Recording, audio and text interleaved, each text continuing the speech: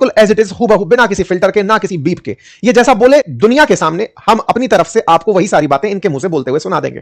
कुछ ऐसी बातें इन्होंने परसों यानी शुक्रवार की शाम को की हैं जिसकी वजह से आपके मन से यह भ्रम तो उतर ही जाएगा कि ये होशो आवास में है। जिस तरह की बातें ये ओपन माइक पर करते चले गए, जिस तरह की आज के कंटेंट क्रिएशन में अडल्ट कैटेगरी के अंदर रखी जाने वाली सामग्री हो, जिसे ओटीटी प्लेटफॉर्म पर भी एज रेस्ट्रिक्शन के साथ रखा जाता हो, ये उसे खुलेआम दुनिया के सामने प्रस्तुत कर रहे थे। चाहे सेक्स संबंधी बातें हो या फिर सऊदी क्राउन प्रिंस के इनके, मैं शब्द भी यूज नहीं कर पाऊंगा, इस तरह के बर्ताव की बातें हो, ये सब वो बातें हैं जिससे एक बड़ा प्रश्न खड़ा होता है कि दुनिया जिस देश की वजह से फिलहाल पूरी तरह परेशान है, जो हाल ही में ईरान इजराइल युद्ध में उलझी हुई दुनिया है, उस दुनिया के आनंद लेते हुए ये ट्रंप कितने घातक हो सकते हैं। इनका जिस तरीके का रवैया है, ये किसी सन की राजा जैसा है।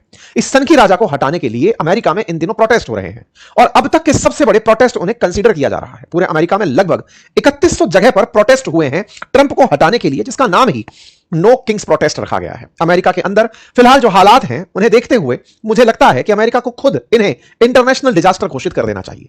यानी ये वो व्यक्ति जिसने पूरी दुनिया पर अपनी सोच, अपनी बातें, उन सबको ध्यान में रखते हुए वो माहौल पैदा कर दिया है, जिस माहौल को डिकोड करना भी शायद अब मनोवैज्ञानिकों के भी बस की बात ना रह गया हो। फाइनली एक थ्योरी निकल कर आती है जिसे मैडमैन थ्योरी कहा जाता है। रिलेट किया जाता है रिचर्ड निक्सन से। कहा जाता है कि इनकी तरह ही रिचर्ड निक्सन हुआ करते थे, या रिचर्ड निक्सन उस समय इंटरनेट के बिना वाले दौर में थे, फिलहाल ये नए दौर में है, इसलिए अमेरिका को कभी कभी ऐसे सन की राष्ट्रपति मिलते हैं। आइए इनकी सनक की चर्चा उन बीते हुए एपिसोड से करते हैं जो परसों की खबर की सुर्खी बने थे। दुनिया में फिलहाल जो ईरान इजराइल युद्ध चल रहा है, 30 दिन बीत चुके हैं, संघर्ष रुकने का नाम नहीं ले रहा है, लेकिन ट्रंप खुद को विजेता घोषित किए हुए आगे चले जा रहे हैं। ऐसे में ही एक शाम शुक्रवार की थी जिस समय फ्लोरिडा में future investment initiative priority summit के अंदर पत्रकारों से बात करते हुए ये इस तरह की बातें करते हैं कि पत्रकार हंसियों में हंसने लगते हैं।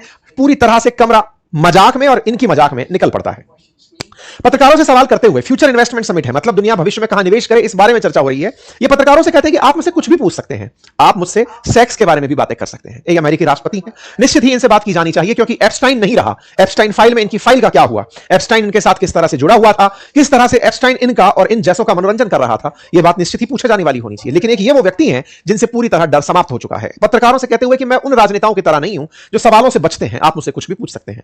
ऐसा कहते ही सोशल मीडिया पर प्रतिक्रियाओं का दौर शुरू हो चुका। अमेरिका असल में अब तक दुनिया के सामने एक ऐसा देश रहा जो कि बहुत सारे रेफरेंस स्थापित करने वाला रहा, चाहे डेमोक्रेसी के मानक स्थापित करने वाला हो, विचारों के एक्सप्रेशन को लेकर हो, राइट्स, ह्यूमन राइट्स को लेकर के हो, या फिर ग्लोबल पीस और डब्ल्यूटीओ के नियमों को लेकर रहा हो। वैश्विक परिदृश्य में अमेरिका हमेशा एक टॉर्च बियरर बनकर अब तक रहा है। लेकिन अमेरिका को मिले हुए ये राष्ट्रपति जो कि इतने ज्यादा उतावले हैं किसी भी बात पर रिएक्ट करने के लिए कि अब ये इस हद तक आ चुके हैं कि इनका कोई कुछ नहीं बिगाड़ सकता। आप में से हो सकता है कि कुछ लोग इस सवाल के साथ हों कि जैसे भारत के अंदर ऐसा हो तो भारत के अंदर तो कोई पार्टी साथ छोड़ दे तो प्रधानमंत्री ना रहे, क्या अमेरिका में ऐसा नहीं हो सकता? नहीं, America presidential form of government रखती है, जहां पर बना हुआ राष्ट्रपति 4 साल के लिए निर्वाचित होता है। 4 साल तक का जो कार्यकाल की स्थिरता है उनकी,